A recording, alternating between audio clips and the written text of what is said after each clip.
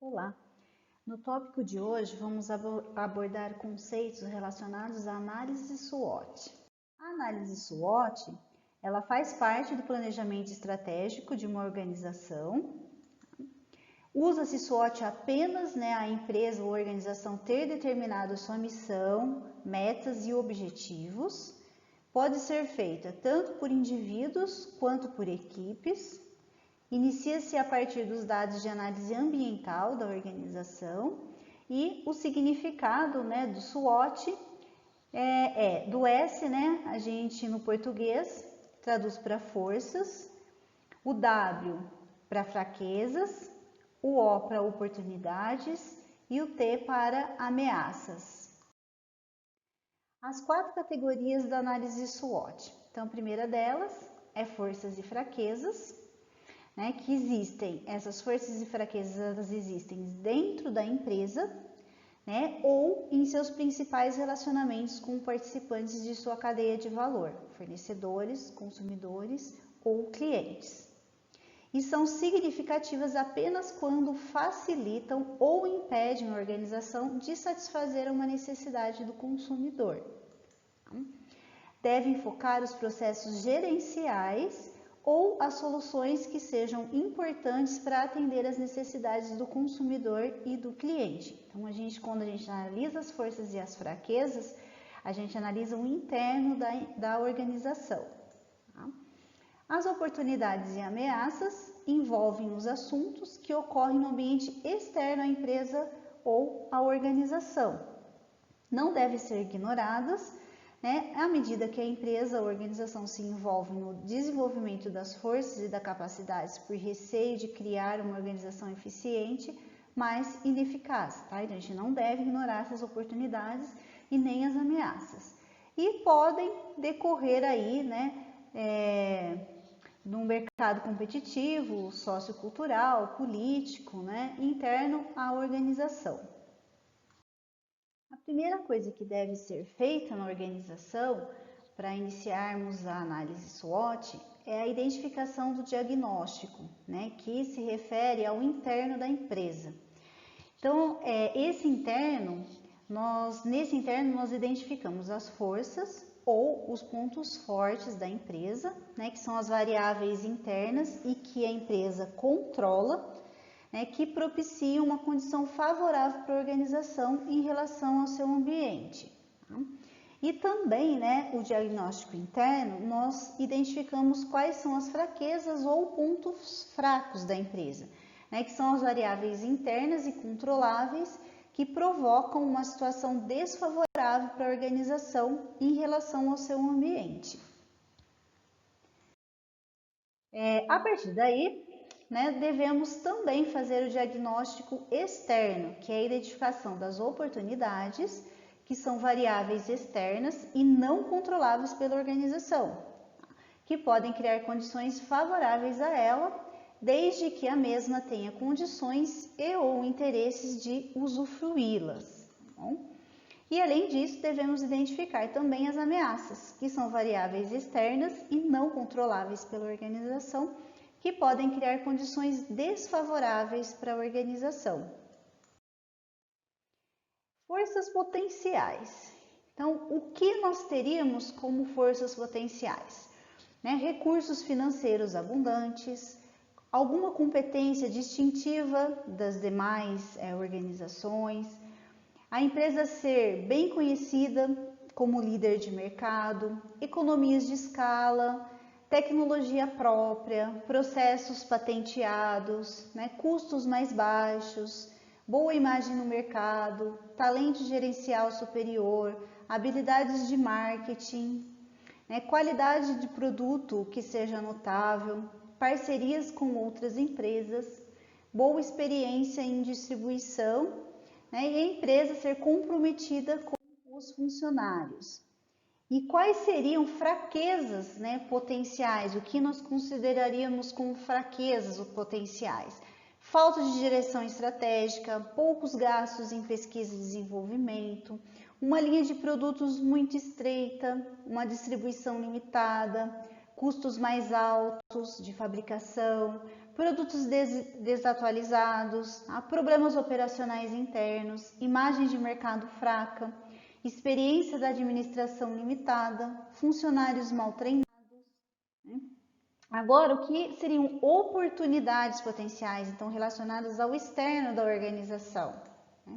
Um crescimento de mercado rápido naquele setor, em que a empresa está envolvida, empresas rivais complacentes, mudanças nas necessidades ou gostos dos consumidores, abertas aos mercados estrangeiros, uma empresa rival enfrenta dificuldades, encontrados novos usos do produto, nova tecnologia, mudanças demográficas, outras empresas procuram alianças, novos métodos de distribuição. Então, tudo isso são oportunidades potenciais e devemos analisar. Assim como temos as oportunidades, também temos as ameaças potenciais, que são elas, a entrada de concorrentes estrangeiros, introdução de novos substitutos, ciclo de vida do produto em declínio, mudanças nas necessidades ou gostos dos consumidores, as empresas rivais adotam novas estratégias, aumento da regulamentação, recessão, nova tecnologia, mudanças demográficas, barreiras ao comércio exterior, mau desempenho das empresas associadas. Então, tudo isso influencia aí nas ameaças. E a partir daí, o que eu posso dizer para vocês da técnica SWOT? Então, as informações da matriz, elas devem ser recentes e isentas. As fontes devem ser idôneas e desprovidas de viés. Então, deve ter intenções aí nas pessoas que elaboram.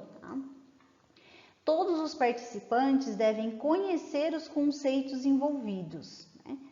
Pode ser desejável incluir visões de pessoas de fora da organização para a elaboração dessa matriz.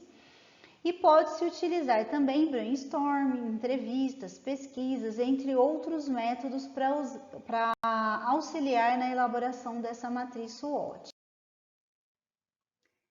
A matriz SWOT ela deve estar baseada nas percepções dos consumidores e clientes e não apenas nas percepções dos gerentes e gestores.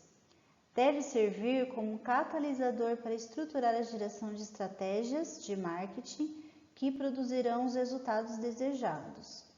Os conceitos da SWOT não devem ser considerados em termos absolutos, ou seja, tudo depende do ambiente, do contexto na qual a organização está inserida. Ao mesmo tempo que uma oportunidade pode ser, ao mesmo tempo que temos uma oportunidade para uma organização, essa também pode ser uma ameaça para uma outra organização. Assim como um ponto forte para uma organização pode ser um ponto fraco em outro contexto.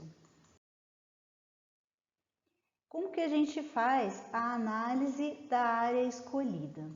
Então, primeiramente, temos que identificar os pontos fortes em relação à atividade que a organização desenvolve, aos produtos e serviços em termos de qualidade e quantidade, ao ambiente de trabalho, então os fatores positivos internos, e com outras áreas também, a estrutura da área, ou seja, a adequação do número de funcionários para as tarefas a serem realizadas, como que se dá o fluxo de informações, como que é o suporte técnico na organização e a qualificação técnica e humana.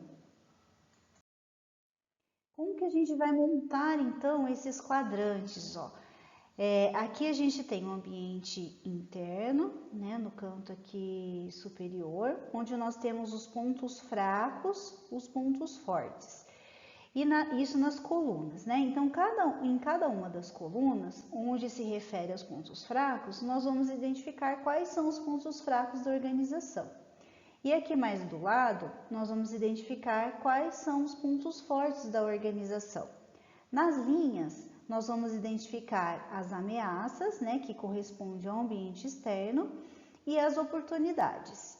Tá? Então, essa é a tabela inicial. Então, a primeira coisa que a gente vai preencher são os pontos fracos e fortes, as ameaças e as oportunidades. Então, aqui, ó, eu tenho um exemplo, né, com os pontos fracos. Por exemplo, falta de experiência, falta de fatores de diferenciação. Aí, como pontos fortes, nós temos capacidade de inovação, alta lucratividade, tá? Algumas ameaças, ó, novos concorrentes, guerras de preços e produtos. E algumas oportunidades, mercado em expansão, novo mercado internacional, né, alianças estratégicas. Então, aqui é um exemplo, né, dos pontos fracos, fortes, ameaças e oportunidades transcritas nesses quadrantes. Aí, pessoal, como se dá a pontuação dos quadrantes? Então, eu tenho que verificar, né, o nível do impacto. Então, nós temos aqui 4 níveis. Impacto forte, eu vou pontuar como 5. Impacto médio como 3. Impacto fraco como 1. E nenhum impacto como 0. Então, o que eu vou ter que perguntar, né? Para cada ponto fraco que eu listei na minha tabela, eu vou fazer a pergunta assim, ó, qual o impacto do ponto fraco X para agravar ou potencializar, né, uma ameaça Y? Tá? Qual o impacto do ponto forte para neutralizar ou minimizar uma ameaça? Qual o impacto do ponto fraco no aproveitamento de uma oportunidade? Qual o impacto, né, no ponto forte para potencializar uma oportunidade? Então, quanto maior for o impacto, maior vai ser essa pontuação aqui, ó. Então, ó, como que eu faço? Eu tenho que verificar aqui, ó, por exemplo, esse ponto fraco, falta de experiência. O quanto que a falta de experiência impacta em novos concorrentes, na ameaça de novos concorrentes. Então, eu coloquei 0 aqui. Tá, ó, o quanto que a falta de fatores de diferenciação impactam por exemplo, na introdução de novas tecnologias. Eu acho que tem um impacto médio, então eu coloco 3. E assim por diante, tá, gente? Eu vou vendo aqui, ó, quanto que o ponto forte, a flexibilidade e adaptabilidade influencia na oportunidade de expansão de mercado. Eu acho que tem um impacto 3. Então, é dessa maneira que eu faço, né, as pontuações aqui dos quadrantes. E depois a gente soma, né, aqui por colunas e por linhas. Então, ó, 0 mais 1 mais 3, a soma vai ser 4. Né? 3 mais 1 mais 3, a soma vai ser 7. E assim por diante. Tá bom? Aí a gente tem aqui, ó, a pontuação dos quadrantes, né? A pontuação dos pontos fracos em relação às ameaças, pontos fortes em relação às ameaças, pontos fortes em relação às oportunidades e pontos fracos em relação às oportunidades também. E aí, né, o que significam esses quadrantes, né, que a gente viu no slide anterior? Então, o primeiro quadrante, que seria os pontos fracos em relação às ameaças, ele tem tudo a ver com a sobrevivência da organização. Já os pontos fortes relacionados com as ameaças vão influenciar na manutenção dessa organização no mercado, né? Já os pontos fracos com as oportunidades vão proporcionar o crescimento da organização. E os pontos fortes com as oportunidades já influencia no desenvolvimento dessa organização. E para a gente finalizar, né, quais são os benefícios da matriz SWOT ou da análise SWOT? O primeiro deles é a simplicidade, então ela pode ser conduzida ou pode ser elaborada sem treinamento ou habilidades técnicas extensivas. Os custos são baixos, então sua simplicidade elimina a necessidade e as despesas envolvidas com treinamento formal. Flexibilidade pode ser desempenhada com ou sem sistema de informação de marketing. Integração, então é a habilidade de integrar e sintetizar tipos diversos de informações quantitativas e qualitativas, né, de várias áreas da empresa. E a colaboração, né, tem a habilidade de estimular a colaboração entre as áreas funcionais da empresa que são interdependentes, mas com pouco contato entre si.